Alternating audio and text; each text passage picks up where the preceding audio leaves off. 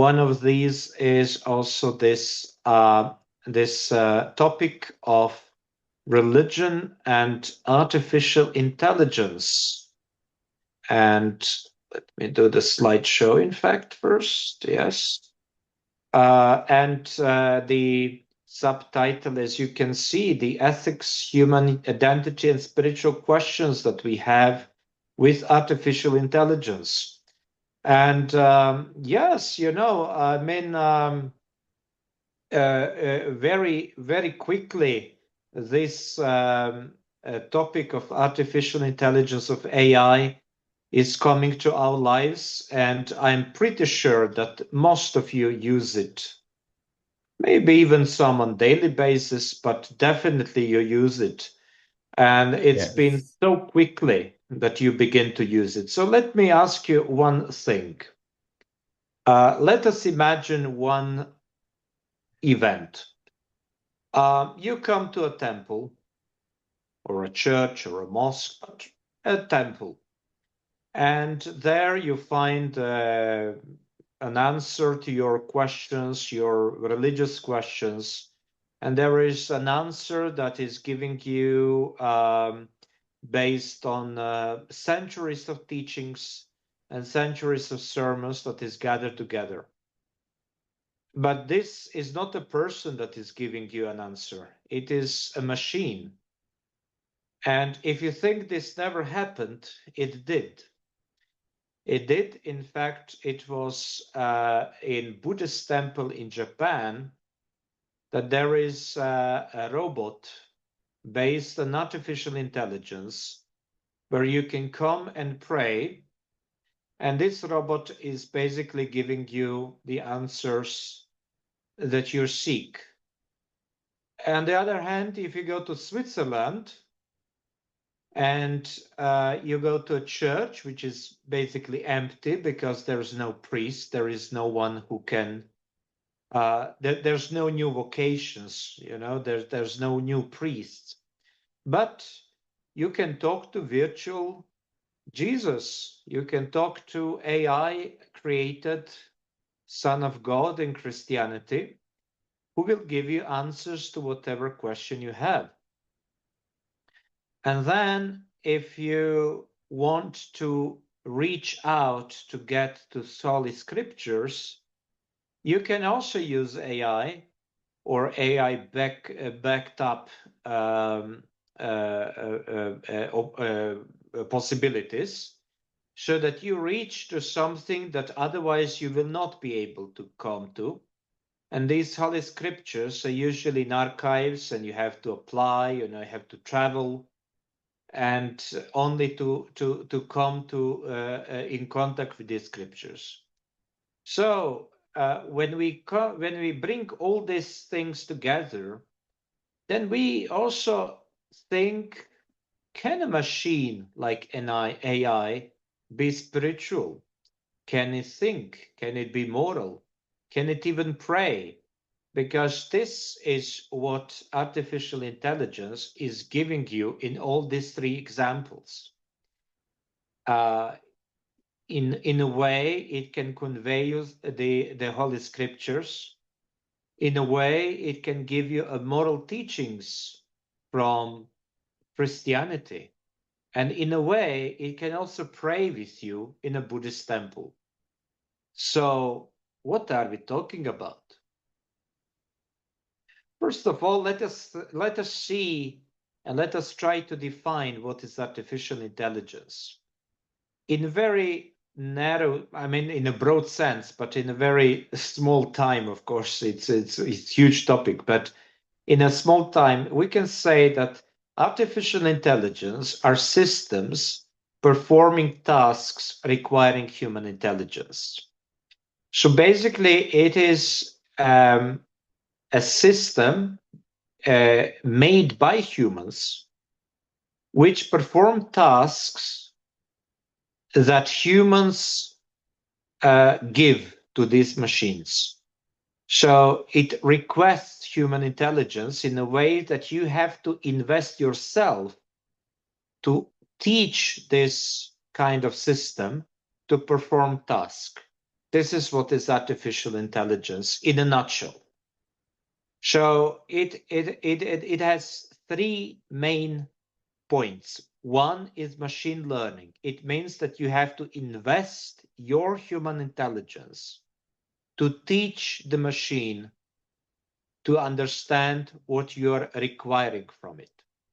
Then the second step is that through huge data of intelligence, of information, and of teaching, this machine is required to make a pattern recognition. It means that if there is 100 inputs that say that the sun is a star, then the machine will say, okay, this is a pattern recognition. The sun, when we think about the sun, it means the star. And then, based on all these performing tasks, of all this intelligence, of all this machine learning and pattern recognition, we can ask the artificial intelligence to generate us an answer based on a huge amount of data. Okay, so what are the examples of this? For example, ChatGPT. I think everybody is using ChatGPT. I use it. I use it because I need, for example, when I want to do a lecture like this one, I need ChatGPT to list me all the literature that I need to consult, read, to understand what I am talking about. Mostly, it's not perfect. So I will tell you how I do it. I put inside the requirement, and then I ask, list me all the theology works and give me like 10 best theology works that are talking about artificial intelligence. And immediately after that, I do not test them. I ask at the same time, which of these are really existing and which of these are made up. So mostly it's 50% really exist and 50% do not. So this is what is called AI hallucination. They do not give the right answer. So it's not a Google. It is based on our requirement that necessitates also our assessment if this is correct information or not. It's also very good, to you give patterns inside a system. It doesn't have to be ChatGPT, it can be any artificial intelligence. You give a pattern recognition, and you ask if you have a fever and you have you have a running nose or whatever. Give me a medical diagnosis that I can focus on. Do we believe it completely? No, but it helps us. One of the biggest concern is, for example, autonomous vehicles. The artificial intelligence can be incorporated in a vehicle, in a car, and it can drive us without a driver. Now, this vehicle can also autonomously decide to stop or not to stop at some point. If there is a person that is crossing a street, although it is red on the sign, on the lighting, the autonomous vehicle must decide to run this person or to stop, because this is against the rules. And this is what we are talking about when we have a problem with artificial intelligence. And now, why religion should care about artificial intelligence? Why? What is the reason? There, as I told you, this is very technical, right? Well, not really, because AI raises questions about what is being unique as being a human. What does it mean to have a consciousness? I will not go deeply into this because we are limited with time, but consciousness of AI is a really big question. And I have been seeing a lot of documentaries and I have read a lot of things that is giving us a bit of thought of what is consciousness exactly. Is it really only a physical thing, or is it a combination between physical and mental thing, or is it completely out of physical? Then we have a question about ethics that religion teaches us and responsibility that we have to the creation. There has been religious leaders who are questioning our use of artificial intelligence, and we will see many of these through the lectures. So, for example, the late Pope Francis said artificial intelligence must always serve humanity and respect the dignity of every person. Basically, technology always raises spiritual questions about humanity. Let me give you an example. We are living in a world filled with environmental anxiety. We are living in a world that is having a deep environmental degradation. I know that many of you live in Africa. I've been doing some religious environmental activities in Senegal and in Kenya and in Egypt and in Morocco. I know some of the things, not all, of course, I'm ignorant, but I know many things that are affecting the communities across the continent. And there's the degradation of the soil brings conflicts, it brings immigration, it brings destruction of traditional or non-traditional even communities. And religious authorities lose people. So when we talk about solving an environmental question, it is not only technological answer, it's also spiritual answer, because this is also spiritual thing, because we as humans, with our uniqueness, with our consciousness, with our ethics, with our responsibility, and with the belief in creation, we also have a spiritual crisis that we have to answer, because technology doesn't matter, it doesn't solve these things, because it's deep entrenched into what it means to be human. So what is human uniqueness in religion? Many religions have many ideas, but basically they all come to the same. There are some specifics, like, and I'm sorry, there is a misspelling here, but so Christianity says that humans are made in the image of God. It's called Imago Dei. Islam thinks that humans are made to be a khalifas, to be a the stewardship over the creation. Judaism says a lot about that because we are being created, we have moral responsibility to creation. Buddhism says that consciousness is connected to the idea of Four Noble Truths about suffering, and that this is the condition that you can, through your mind and through wisdom, come out of it. So how AI challenged these ideas, this is what we were going to discuss. And when we go back to Islam, we see that many Muslim scholars emphasize that technology must respect human dignity and justice. So technology is here to help us. It doesn't mean that technology is created to control our lives. But basically, we are facing this. We are facing it in many countries, that we see that technology is used to control the human, not to help the human. So this is what religion are saying at the first point. Humans are unique in creation. And there is the reason why all religions say that we have responsibility, not because we are we are owners of creation, but because we are unique in creation, it means that because we are unique, we have more responsibility.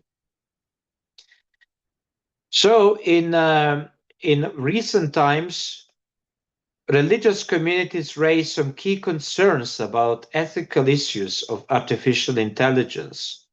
There is this algorithmic bias. I think most of you might know this. You have such a beautiful ideas that you want to give to the world. You go to the social media and then you have 5 likes and maybe 50 views. It's because of algorithm. And the algorithm is biased on what? On money, unfortunately. As much as you pay, that's what you gain. As I said, technology is used to surveillance, to control people. There is also a concern of if you have huge systems of weaponry, of weapons, they can act autonomously. Can you imagine in a nuclear world that it is AI that decides if you should attack someone or not with the nuclear weapons? It's a science fiction of yesterday, but it is reality of today. Many people are scared to lose jobs because they are redundant. Many people scared that the power of big tech companies like Google, like Microsoft, will cover us all. You might think, oh, that's nothing. Well, try to write anything, even remotely problematic, and you will be denied to enter your social media. So the religious perspective, this will continue to be in all this lecture, that technology must serve human dignity, not the other way around. So that's why we have this Rome call for AI ethics, which says algorithm must respect human dignity and promote the common good. At this time, it is not so. So who is responsible if AI harms someone? You remember what I said. If we have automatic car and then the car is working on very strictly on rules, and there is a person crossing the road against the rules, and AI says, okay, well, that's against the rules. I am driving according to the rules, and this car is killing this person. Who is responsible for this? Is it the programmer who make the program according to the rules that we have? Is it the company that built this car? Is it the government who let this car on the street? So the religious communities say there is a moral accountability. And as Dalai Lama, the leader of the Tibetan Buddhist and Vajrayana Buddhism, says, if a machine develops genuine consciousness, then we would have to consider its moral status. What centers? Can a machine have a consciousness? This is something that no one has even thought about. I mean, they did think about, many philosophers think about it, but there is no one who had a decisive answer to this question. Because if we are going to allow this, then we have to answer this question. In religious practice, we already see there is things where AI is helping us. And there's also some things that we are thinking if it's really good or not. So there are AI generated sermons. You can see it here. This is Pope, the current Pope. I'm sorry, Pope Leo. I'm sorry, I had a problem with remembering his name. Pope Leo. So Pope Leo, and you see his picture here, and you see on the phone these beautiful sermons. None of this sermon is his.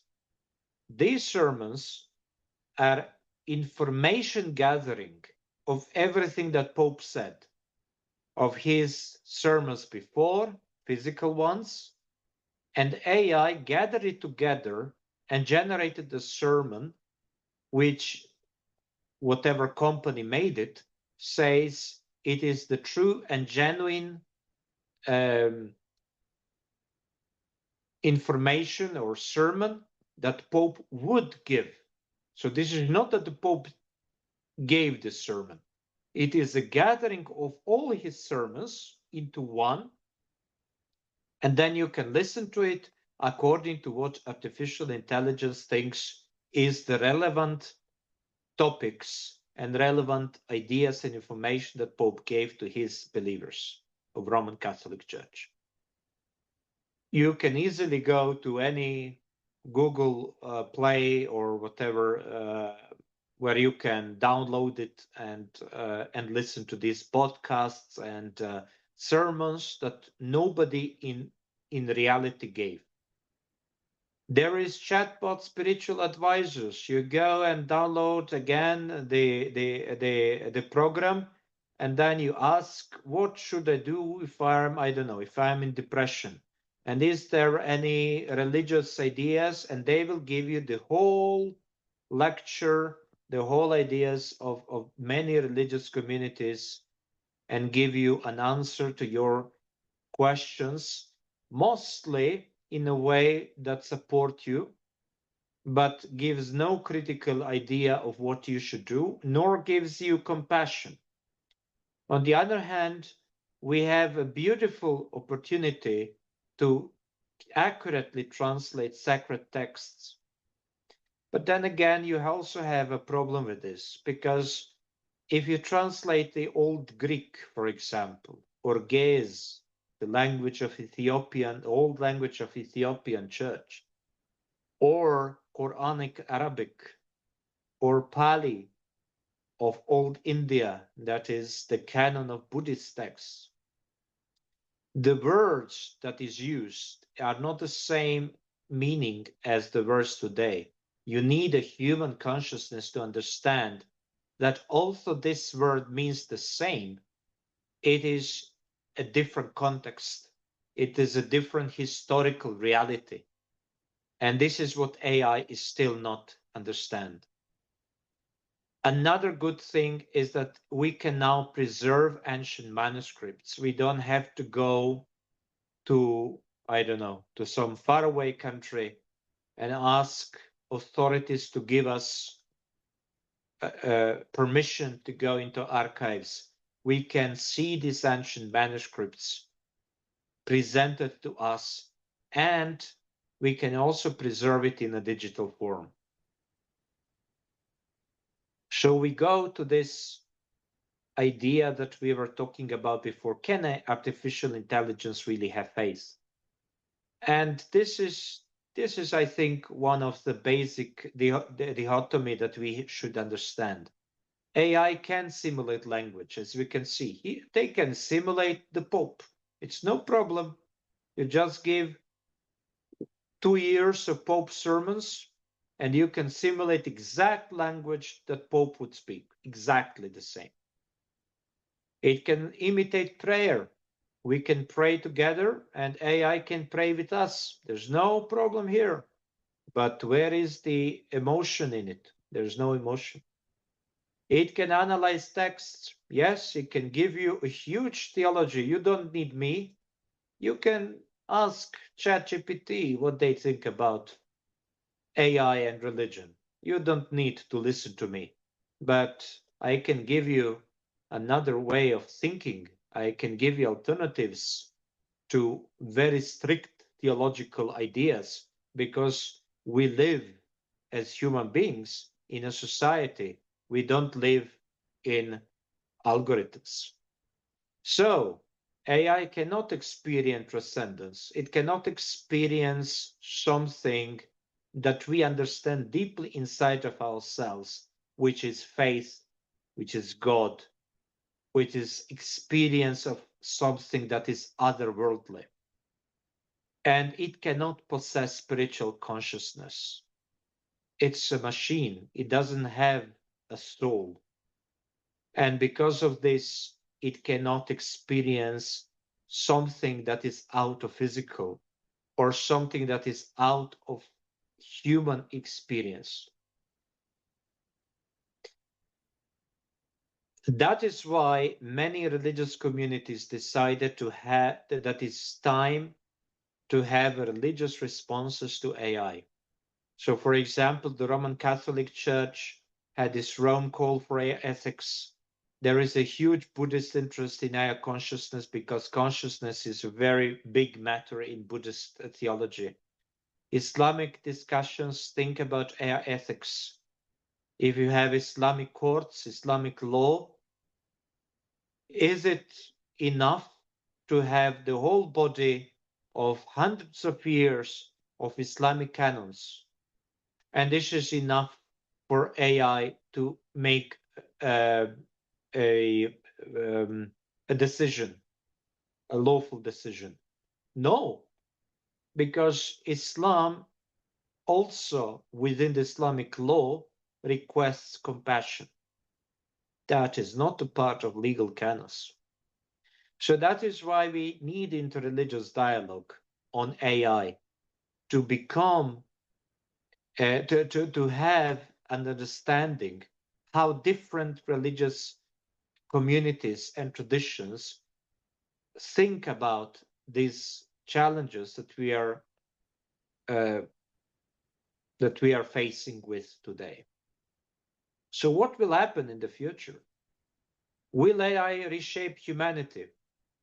I do not know. This is just a question that I wanted to give to you. So maybe you can think about it. Also, should machines make moral decisions? I do not know. Ask ChatGPT, maybe they will answer it. How do we preserve human dignity according to the religious practices? Don't use AI in a way like you use Google. That is what I think is best first step. Because the algorithm is made to support your thinking. And you might be wrong. I know that I'm wrong most of the time. So, so I hope that AI is not comforting me and doesn't uplift my ideas because they're wrong. But this is not something that Google will make. It's AI that will make it. So we need to critically assess these questions, and we need to think how much of our consciousness, ethics, creation, our way of life, how much of it we can give to AI to decide about our future. Final message of this lecture is that technology must serve human dignity. We need to remain human. There is this idea of transhumanity, where you adapt and upgrade human possibilities. You put chips inside yourself. You don't need hands. You can cut them off and make better hands. You can cut off your legs and make better legs. I do not think this is something that religious teaching is pushing us towards. We need to keep human dignity. We need to think how technology serves justice. Yes, it's beautiful. We have huge amount of precedences and court judgments and canon laws and all our laws that we can now have a comprehensive view of them all in the best way that no human can do it.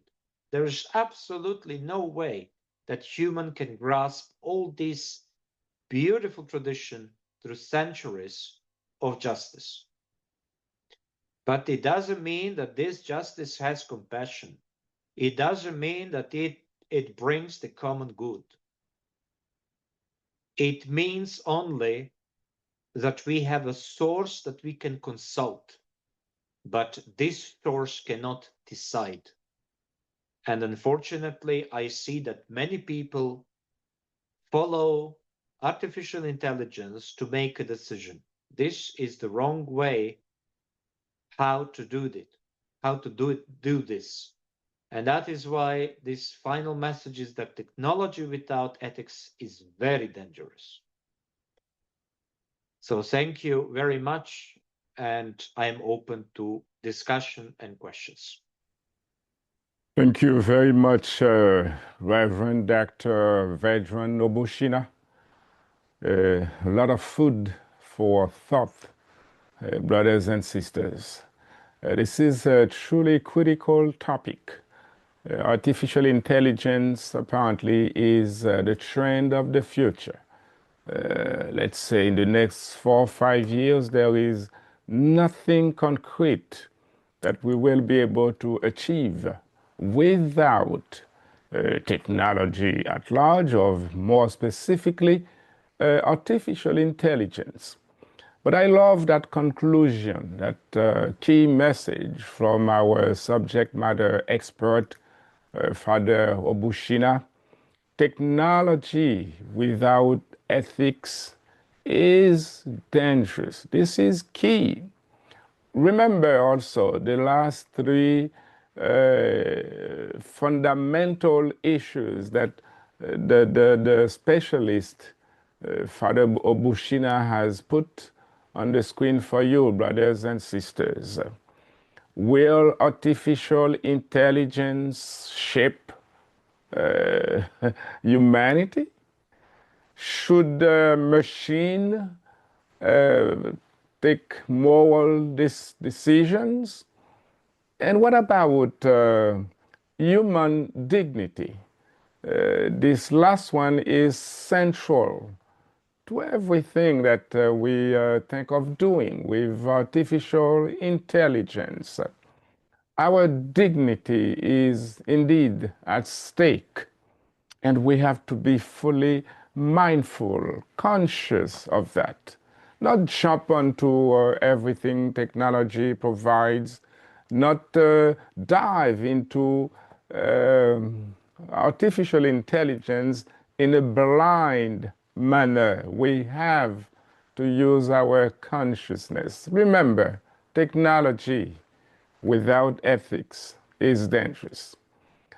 Thank you very much, Father Obushina. A very, very important lesson, very informative, very inspirational, very critical for our lives. And also thank you to each and every one of you, our participants, for being here today again with us. Once again, like yesterday, like I personally did anticipate, we have had some kind of low attendance today due to the fact that our time has changed over this last weekend. In the countries where all of you are, I'm not sure whether this is something that's being practiced, but twice a year in the United States, the time changes.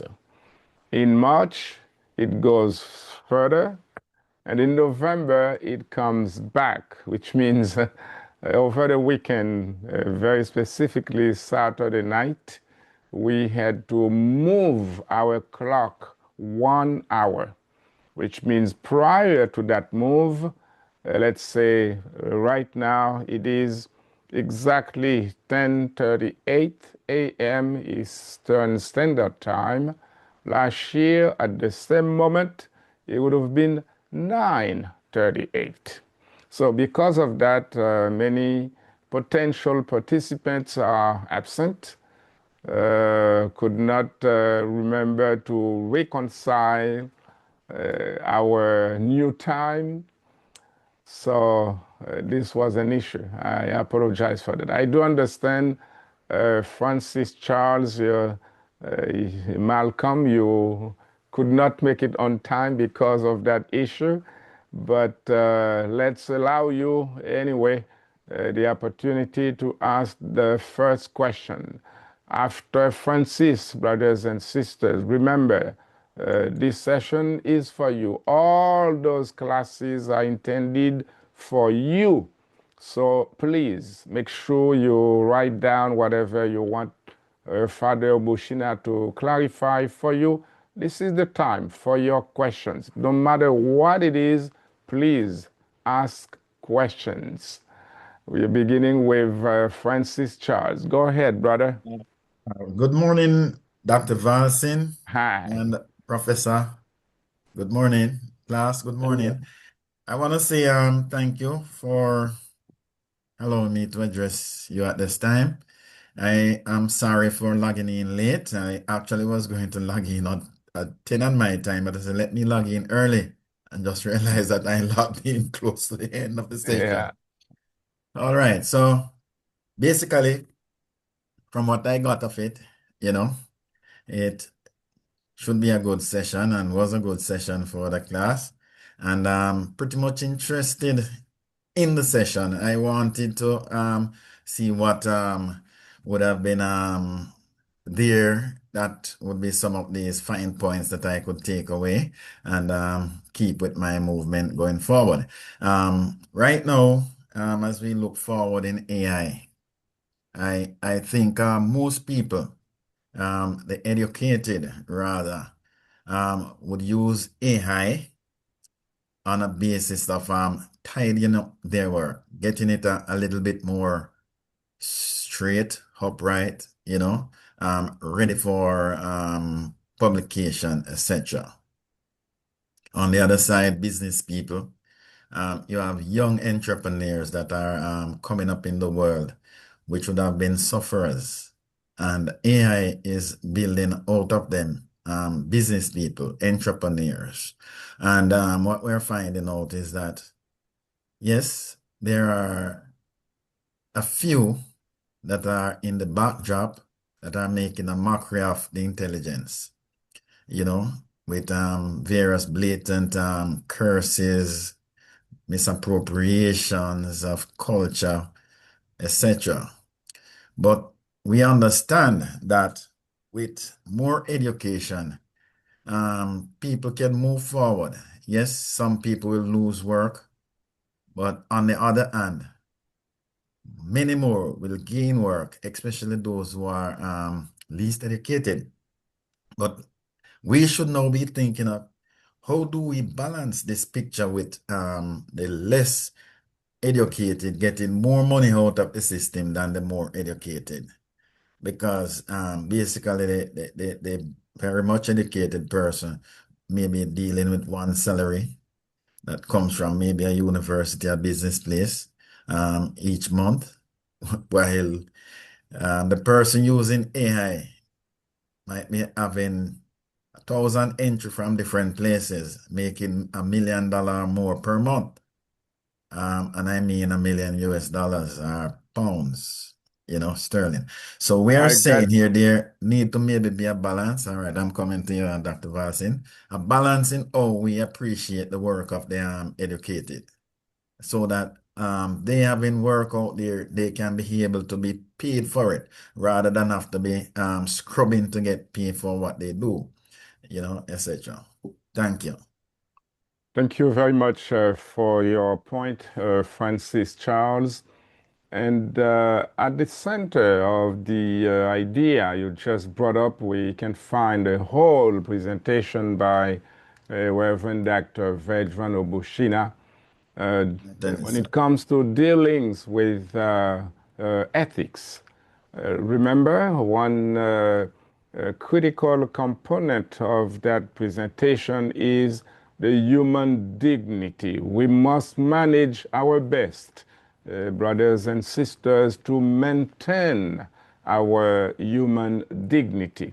Yes, it is a fact that people who have what I would call maybe a relatively low education are making a lot of money out of artificial intelligence, when people who are highly educated, so to speak, they are not really taking advantage of this opportunity, again, so to speak. But let me allow Father Bushina to address that issue you just brought up in terms of how can we balance out this situation, Father. Of course, thank you. Thank you very much for the question and the comment. The social justice here is definitely at stake.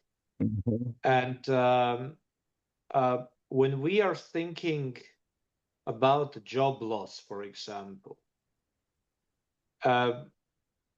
we need to think, in my opinion, this is of course, I mean, we are living in a global capitalist society that gives a lot of things to us, but it also takes away a lot of things. Mm-hmm. And if we fix everything, if we focus all our things on money, which is unfortunately the thing of the day anywhere in any society, then we are alienating ourselves from the wider society, and we are participating in injustice.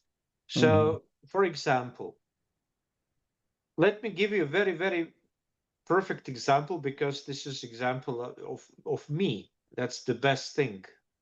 So, as everybody else, who deals with some bank account and must carry, institution, I have a bookkeeping system, and I have a bookkeeper. And this bookkeeper raised her service from 60 euros per month to 90 euros per month for something that I can do myself with AI. Exactly, because I did it. I did an annual financial account myself. I am not a bookkeeper, I'm not economist. I just put inside the numbers. They came up. The system recognized errors, and I asked the AI, can this help me in solving the error?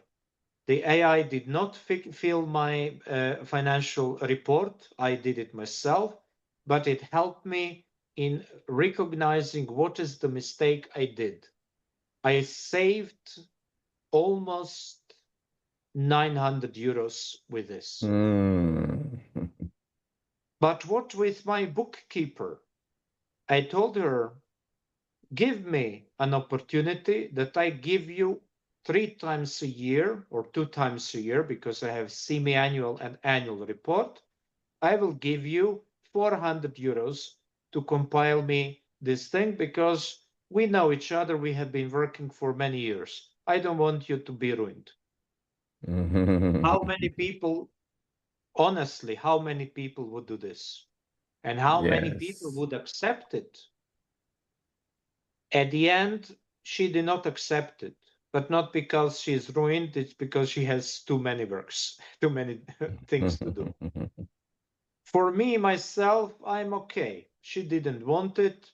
That's fine. I put my arm, I extended my hand.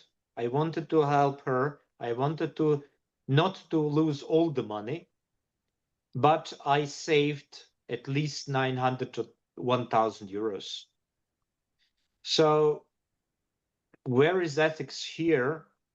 I think it's very obvious. So we need to think about our fellow people, because in the end, if we ruin these people, they will probably go away from our community, and our community in the end will suffer.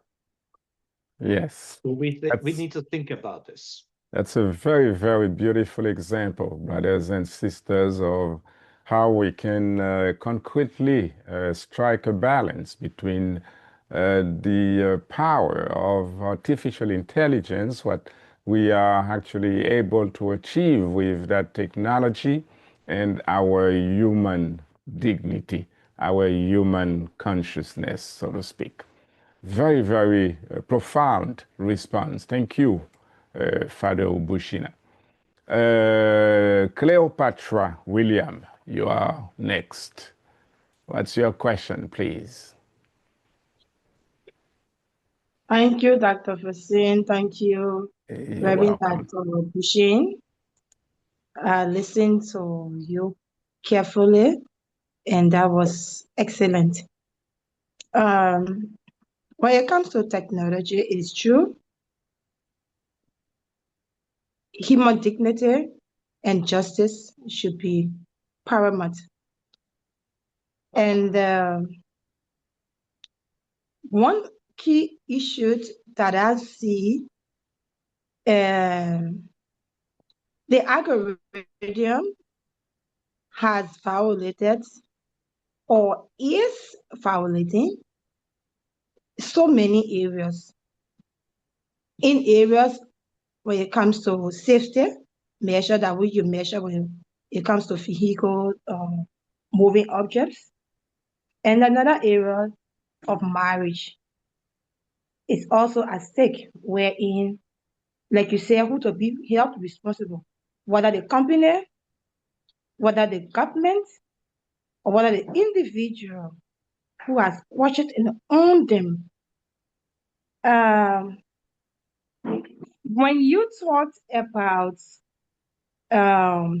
Pope Leo, it drew my attention so clearly where things you have said and now has been misinterpreted somehow for a message that is a preaching. So it like, why we still asking the questions and don't have a response? Can our religious community come up and see how best we could strategize and have, it may not be a lawsuit, it may be a statement, or it may be testing the water and see who can be held responsible so that we cannot face further damages or embarrassment, because that is labeled. If somebody did not say something but they didn't say it the way you interpret it, it's also a label, because you have to have the full information. That's where facts comes in. So if the religious community could look at that aspect and see whether to hold government responsible or company responsible, or which is manufacturer or the individuals who own these algorithms, and see how best we could checkmate some aspects of it. That would not, I may not be right, but I was just thinking in that direction to see how we can curtail some future happenings that we want, that will embarrass us the most. That's what I want to say. Thank you, Reverend Dr. Bushin. Thank you very much for your beautiful comment, Cleopatra Williams. I hope other participants can take full advantage of your beautiful ideas. We're gonna, let's say, have 3 or 4 more questions. There is one that is in the chat box from another religious authority among us. That's Father Baruch Waleng from Ethiopia. Father Baruch wrote a long comment. I'm not gonna read the whole thing. However, at the end of that comment, there is a question for you, Reverend Vedran. Father Baruch is talking about a document that he was able to write faster than it could have been if he were to do it alone without the help of artificial intelligence. Now, the last portion of what Father Baruch wrote is as follows.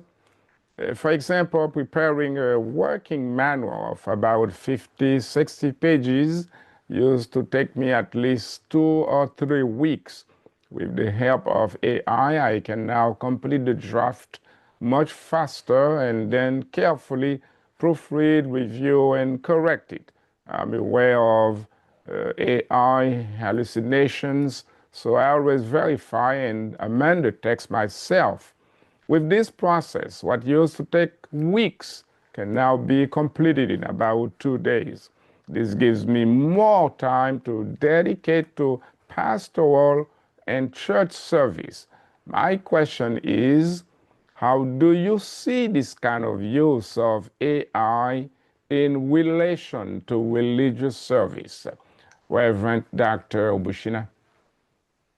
Thank you for this question. I did not get it in chat box, so I don't know. Maybe it's a personal one to you, or but I mean, sometimes there are some glitches that prevent synchronization or coordination between what I receive and what you receive. But it's intended for the session anyway. All right. So we need an AI to solve it out. Oh, yes. Thank you. And I'm going back to what Cleopatra said. For Cleopatra specifically, my cat is saying hello because it's from Egypt. Yes. Thank you for this. But I'm going back to what Cleopatra said, in fact, and this is very important. I agree.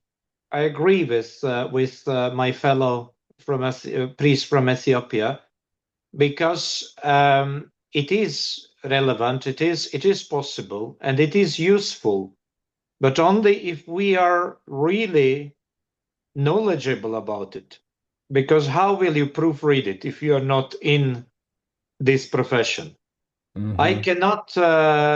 I cannot write any. I could write. I mean, I'm just I just give 5 or 6 sentences to any AI generating system, and I will tell them provide me with a text of, I don't know, 2 pages, 3 pages about I don't know, anything that I'm not expert in, like I don't know, shipping industry in Indian Ocean, for example. How will I know this is exactly true? How will I know it's correct? How will I know it's not hallucinating? How will that is what Cleopatra was saying, the difference between educated and less educated people, about the use of AI from professionals and use from students who are not really interested in the subject they're studying. That is also the ethical thing. It's ethical primarily to yourself. So I want to be ethical, not because of everybody else, but because of myself. I want to be sure that everything that is going on is correct. So that is, if you are writing a text about any theological topic, then because you are a theologian, you can use it very easily because it will help you. It is here to help, not because of itself. It is here to help you because you have a cause, a noble cause or whatever cause. You have a cause, and it helps you. It is the same as any other machine that works in the world. It helps us. We do not have to travel by donkey or by camel because we have cars. Does it mean that we give the car opportunity to tell us where the car will drive us? No. It's our decision. And it's our decision to see what came out from this text and say, oh, again, it's hallucinating. It's not true. Yes. Very beautiful perspective indeed.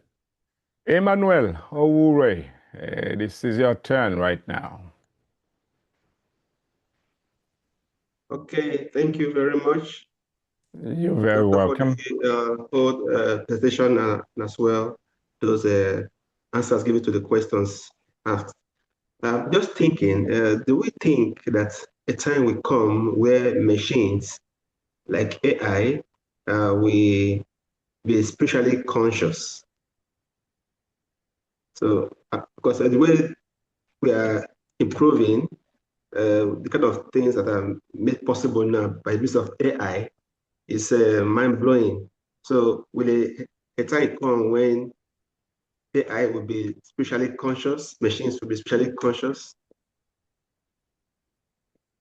Do you get it, Father Obushina? I did. I Okay. don't have any answer to this because I don't have any answer, but I can tell what I'm thinking. So there are some ideas currently that complicate a bit philosophical understanding of artificial intelligence. Mhm. So on the one hand, we do have machines that are really making answers to our requests based on only on what is our input. So for example, let's go back to our friend, the fellow priest from Ethiopia. If we want an AI to have a whole knowledge of Ethiopian church, it's easily done.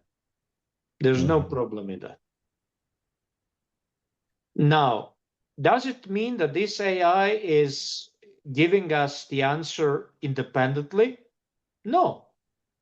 It can give us only the answer based only on information we give in the first place. So it cannot give an answer that is saying, for example, Christ is not Son of God. There's no possibility of this. There's no, even if we think that there is a possibility for artificial intelligence to say, you know, I am the Son of God, and Christ is not really, it didn't happen, you know. This is false. It cannot produce this. It's impossible to produce this. Yes. However, there are some experiments that, based on the information we give from different sites, from different things that we publish online, from different thoughts, that we give a freedom for AI within these thoughts to tell us if they can come up with ideas that are new or ideas that counter anything that we understand, or that we give AI a decision-making possibility. This is also possible. Now, do we call it a consciousness or not? I am not sure. There are ideas that say, because of the especially religious thinking of consciousness as not being connected to physical, then it doesn't matter if the consciousness is human or not. It can be machine consciousness, which is not physical. Yes, that's true. Then we are in a trouble. So we need to define really, really good what we are talking about. There is a danger, yes, but I still think that the most dangerous is misuse of AI by humans, not by themselves. Yes. This is where you have to be extra careful, brothers and sisters.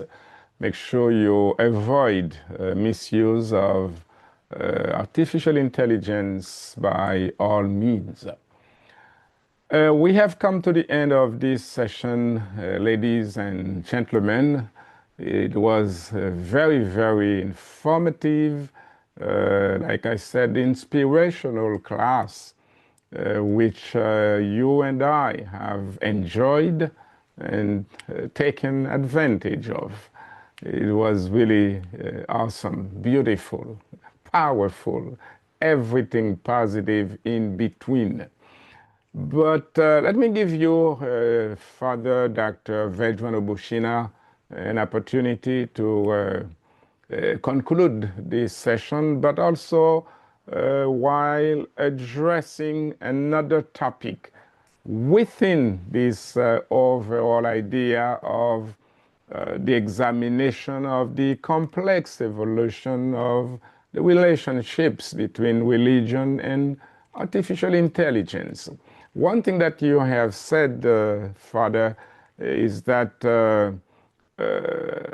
according to a perspective of religion, technology must serve human dignity.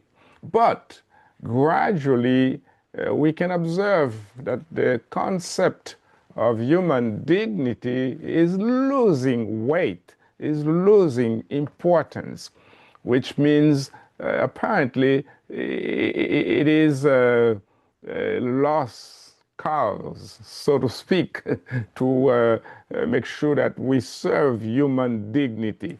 As you are concluding your session, Reverend Dr. Vedran Obushina, please address that incompatibility between our goal of human dignity and the power of technology. Please, Father Obushina. Thank you. First of all, thank you, everyone. Sorry. Thank you, everyone who joined this session and who was patient enough to listen to me. I think this is a topic that is going to progress much more in the future years. As you say, I still have a belief in humans and humanity, humankind, and human dignity as such, because I step out every day and I meet people and I meet kindness and I meet generosity and I meet compassion. And technology here, yes, we might. It is true, you know. We are slaves to our banking systems, to our nutrition chains, to our shipping industry. You know, everything is digitized, everything is technologized, and many times we think this is basically losing the reason why all this exists. And the reason is humanity. It is to make people live better, to live in an easier way, to live in a better way. But there is also this human originating, not anyone else, human originating idea that it could be misused to gain money, to gain my power. And it's not immune in religious systems also, I have to tell you. We are sinful as much as every other organization. There's no difference here. But I do think that religion still has something to say in today's world. Yes. I think there is still time to stop acting on impulsive way and to stop and think what we are doing, what do we want, where are we going, and what we really want for ourselves and for our near ones and loved ones and for our communities. And when we see that we can use this technology to uplift these communities, then absolutely let's do it. But when we see the warfare as we see it today in so many places in the world that even we don't know about, like, then we have to not think in a way that technology gives us opportunity to think numbers of killed ones, numbers of those who are in exile, numbers of this, numbers. think about it. How would you feel if this happens to your family or your community? In that way, you will never do this. Never ever. Yes. So Thank you. thank you once again, and it was a pleasure to be again at the AIU. Thank you once again very much, Reverend Dr. Vedran Obushina. The time was really well spent with you today, and the entire institution of Atlantic International University is thoroughly grateful to you. And I want to say thank you to each and every one of you, brothers and sisters. And there are two tasks that I'm going to leave with you. Number one, you may contact your tutors and to have a copy of the whole session with Dr. Father Obushina today. Number two, there is something critical that Father Obushina has said in his conclusion. Every time he is out there and he meets kindness, he meets tolerance, compassion, all those human virtues. So this is something that you have to manage your very best, brothers and sisters, to display at every chance, at every opportunity. Show your kindness, show your compassion, your tendency to tolerate other people regardless of whom they are. By doing so, you will practice technology. You will use artificial intelligence with all this in mind so that you can contribute to stop the bleeding by this adventure of diving blindly into the use of artificial intelligence. That was a very powerful lesson today, and I thank each and every one of you, brothers and sisters, for your attendance. Another task that I would like to ask you to get into as well, like I was telling Father Obushina at the very beginning, both yesterday and today, attendance at our sessions is fairly low. And the reason for that is so many people were not aware that the time had changed in the United States. We advanced the clock 1 hour Saturday night, causing that many people apparently didn't realize that the time usually used to begin our session is not the same. It's advanced 1 hour. So please call everybody that you know, your friends, other fellow students whom you know. Post on Facebook and YouTube everywhere and let people know that the time has changed so that they can manage their very best to be on time in the next sessions. Ladies and gentlemen, once again, thank you. Thank you, Reverend Dr. Vedran Obushina. Brothers and sisters, this is the last time to make your voices heard collectively, talking to our wonderful subject matter expert, Reverend Dr. Vedran Obushina. Go ahead, please. Thank you, Reverend. Thank you so much, Yeah. Reverend Obushina. Have a good day now. With you was a blessing for me. Bye. Bye-bye now. Bye-bye. I love you all. Love From you the bottom of my too. heart. Love you too. Bye-bye.